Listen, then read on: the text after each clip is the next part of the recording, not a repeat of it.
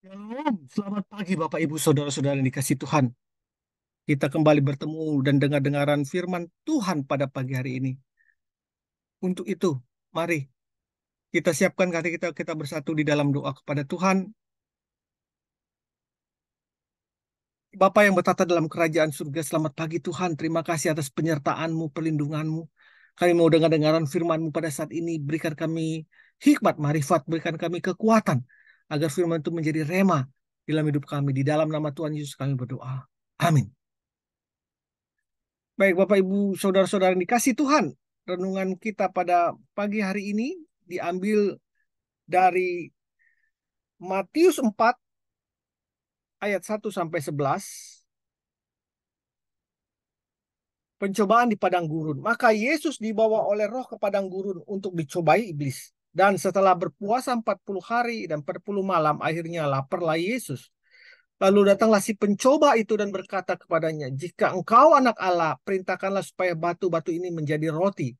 Tetapi Yesus menjawab, "Ada tertulis, manusia hidup bukan dari roti saja, tetapi dari setiap firman yang keluar dari mulut Allah." Kemudian iblis membawanya ke kota suci dan menempatkan dia di bubungan bait Allah. Lalu berkata kepadanya, "Jika engkau anak Allah, jatuhkanlah dirimu ke bawah, sebab ada tertulis, mengenai engkau, ia akan memerintahkan malaikat-malaikatnya dan mereka akan menatang engkau di atas tangannya supaya kakimu jangan terantuk kepada batu." Yesus berkata kepadanya, "Ada pula tertulis, janganlah engkau mencobai Tuhan Allahmu." Dan iblis membawanya pula ke atas gunung yang sangat tinggi dan memperlihatkan kepadanya semua kerajaan dunia dengan kemegahannya. Dan berkata kepadanya, "Semua itu akan kuberikan kepadamu jika engkau sujud menyembah aku." Maka berkatalah Yesus kepadanya, "Nyala iblis, sebab ada tertulis, engkau harus menyembah Tuhan Allahmu dan hanya kepada dialah saja engkau berbakti." Lalu iblis meninggalkan dia dan malaikat-malaikat datang melayani Yesus. Seorang pria gagah bertubuh atletis dengan bangga mempertahankan otot-otot tubuhnya kepada orang-orang. Lalu ada orang yang bertanya, "Untuk apa tubuhmu yang gagah dan atletis itu?" "Ah, hanya untuk dipamerkan saja," kata pemuda itu. "Hanya itu? Tidak ada yang lain manfaatnya?" "Tidak ada," kata pemuda itu. "Wah, sayang sekali ya, sangat disayangkan." Kisah tentang pencobaan iblis terhadap Tuhan Yesus mungkin sudah sering kita baca.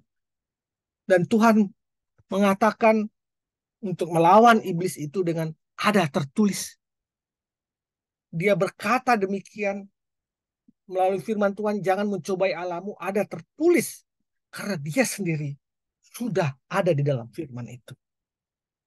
Sehingga firman itu jadi berkuasa dan mampu mematahkan setiap pencobaan yang dilancarkan oleh iblis kepadanya.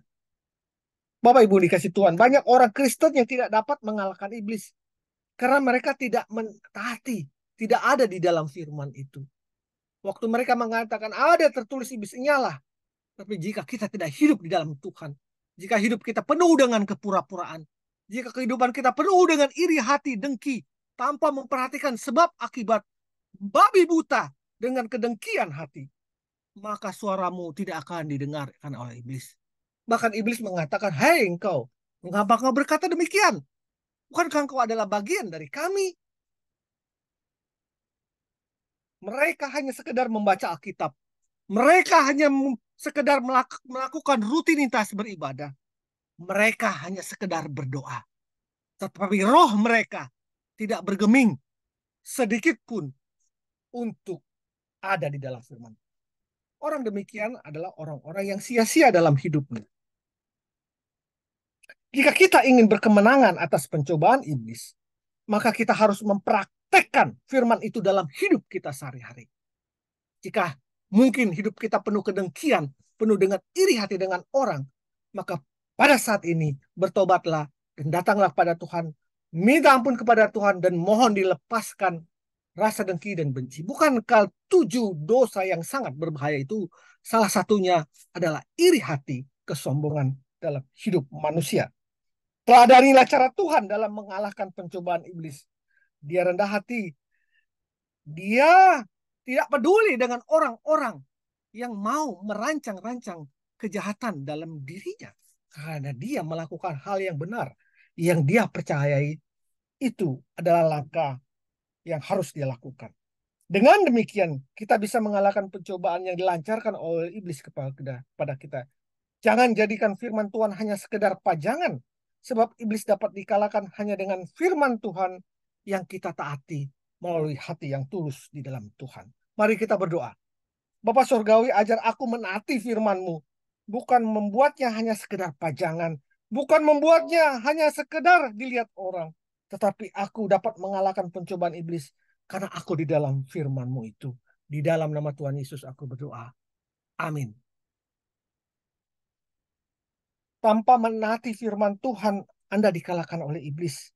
Dengan menaati firman Tuhan dan melakukannya dengan sungguh-sungguh, Anda mengalahkan si iblis. Selamat pagi, selamat berkarya. Tuhan Yesus memberkati. Amin. Amin.